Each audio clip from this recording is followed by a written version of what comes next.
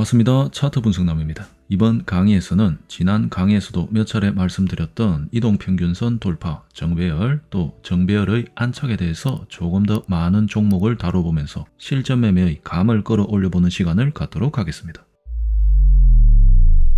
먼저 OCI 보통주로 말씀드리겠습니다. 이동평균선은 지수 2평, 로고 차트로 설정되어 있고 62평은 녹색, 242평은 보라색으로 두 개의 2평만으로 매매하는 예시를 보여드리겠습니다. 조금 더 단기 스윙으로는 20과 62평을 위주로 할 수도 있으나 제가 오래도록 매매하며 다듬고 확인한 결과 바쁜 직장인과 장기 스윙에 가장 잘 맞으면서도 신뢰도와 수익률을 극대화할 수 있는 이상적인 수치는 60과 242평이라는 검증을 할 수 있었으며 저 또한 60과 242평만을 위주로 한 매매를 애용하고 있습니다. 자, 먼저 왼쪽 파랑 바탕 구역과 오른쪽의 붉은 구역 차이를 2평 간의 관계에서 발견하시겠습니까? 좌측은 보라색의 242평이 62평보다 위에 있는 역배열 구간입니다. 역배열 구간에서는 매수 후 손해를 볼 확률이 높고 물린 후에도 본전을 회복할 기간이 길어지며 또 막연해질 수 있다면, 반면에 제일 하단부에서 매수를 하게 된다면 가장 저가 매수를 하게 되므로 수익을 극대화할 수는 있습니다. 하지만 여기가 제일 저가라는 것은 시간이 지난 결과론적인 이야기면서 사람의 심리가 가장 공포에 질린 시기에나 나오게 되므로 사실상 매수는 불가능한 시기입니다. 그렇기 때문에 이 자리에서처럼 역배열이 끝나고 정배열로 변환되거나 임박하다는 신호가 최소한 나오거나 또는 이평선 안착과 같은 신호로서 더 확신을 가진 후에 매수를 한다면 가장 저점은 아니더라도 현실적으로 가장 높은 수익률을 얻을 수 있는 근거 있는 좋은 자리라고 하겠습니다. 차트가 아닌 제가 이해하기 쉽도록 만든 간단한 그림으로 복습하겠습니다. 이렇게 역배열로 하락 추세를 그리는 종목은 패스하면서 넘어갑니다. 그러다가 정배열을 보이는 종목이 있다면 1차 관심을 두고 캔들이 어떤 모습을 보이는지 꼼꼼히 움직임을 주시합니다. 정배열을 보였다는 것은 이미 캔들이 240과 62평을 위로 상향 돌파가 한 차례 나왔다는 뜻이므로 이때 급하게 들어가기보다는 이동평균선은 정배열을 깨지 않고 유지하고 있으면서도 캔들은 62평과 242평을 안정되게 살짝 눌러준 후에 다시 올리는 타이밍이 바로 이번 강의 매매 방법에서 최고의 매수 타점이 되는 것입니다.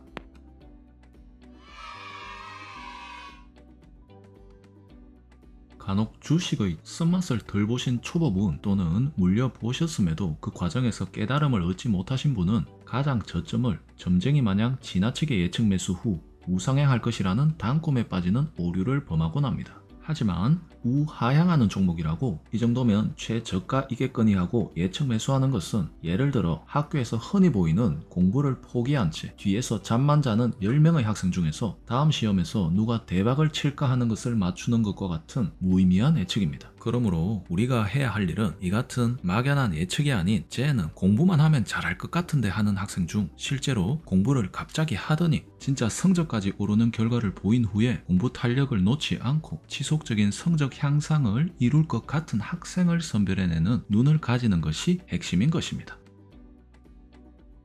다음 종목으로 KT 보시겠습니다.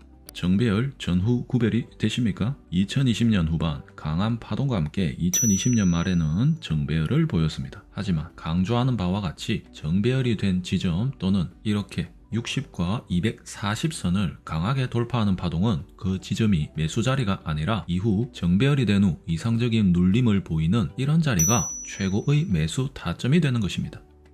또 추가로 말씀드리면 차후 강의에서 다룰 예정인 고점 돌파 매매 방법으로 이어지게 되며 보시듯이 처음으로 정배열을 만드는 파동의 고점 자리를 돌파한다면 강한 저항 라인을 돌파한 좋은 자리로서 손절의 가능성 또는 매수가를 해칠 우려는 상대적으로 높지만 매수 후에 바로 우상향할 가능성은 훨씬 높기에 장중 실시간 대응이 자유로우신 분들이 이용하시기에는 추천드릴 수 있는 방법이 되겠습니다. 이것에 대해서는 추후 돌파 매매에서 자세히 다뤄보도록 하겠습니다. KT 차트를 펼친 김에 차후의 향후 전망을 분석해 보겠습니다. 올해 초 작년의 최고점을 뚫는데 여러 차례 실패하고 박스권 내지 하락 추세의 혼조세를 보이고 있습니다. 고점권에서 대응 팁으로는 지나간 최고점을 3-4차례 뚫는데 도전하고도 실패한다면 당분간은 긴 박스권 또는 하락세로 이어질 가능성이 크므로 매도 또는 관망으로 대응하는 것이 좋은 선택입니다. KT의 경우 이 같은 모습을 22년 2분기에 보여주었으며 현재는 고점은 낮아지고 저점은 높아지는 삼각 수렴이 만들어지는 과정으로 보이므로 삼각 수렴의 하단 지지 라인을 올라타고 순항을 할지 또는 박스권 내 의미 있는 고점과 저점 라인이 맞부닥치는 의미 있는 센터 라인권에서 당분간 횡보할지 또는 이마저도 지켜주지 못하고 우하락할지 이 3단계로 나눠서 흐름을 지켜보고 매수 또는 관망 또는 매도 내지는 관심 없는 종목으로 분류하고 대응하면 될 것입니다. 마지막으로 구독자분께서 약간 물려있다고 분석 요청해주신 삼성물산에 대해서 알아보겠습니다. 오늘 시간에서 포인트인 정배열 이후 눌림 이후 올리는 이러한 포인트에서 매수하는 것이 손실은 최소화하고 수익은 극대화할 수 있는 자리라는 것을 다시 상기하시길 바라며 삼성물산은 상승 추세가 다소 강하지 못했다는 것을 가정할 때 이러한 구간 또는 역배열 전환 이후 예측 매수하신 것으로 예상됩니다. 현재는 역배열 구간이긴 하지만 보시듯이 캔들이 이평선 위를 모두 돌파하는 신호가 반복해서 발견되며 고점은 낮아지면서 저점은 높아지는 상승 전환의 변환 모습과 삼각 수렴이 만들어지는 과정으로 생각되므로 시간 투자가 조금 더 이루어지든지 또는 오늘 강의 내용에 따라서 정배열 전환 이후 핸들이 60과 242평을 눌러준 이후에 다시 상승 전환의 모습을 보일 때 추가 매수하신다면 수익권으로 전환될 가능성이 큰 것으로 예상됩니다. 관심 종목에 둘 가치가 있는 종목, 또 당장 매수하기에도 아주 좋은 자리, 또 피해야 할 종목의 기준 정립에 도움이 되는 시간 되셨으면 합니다.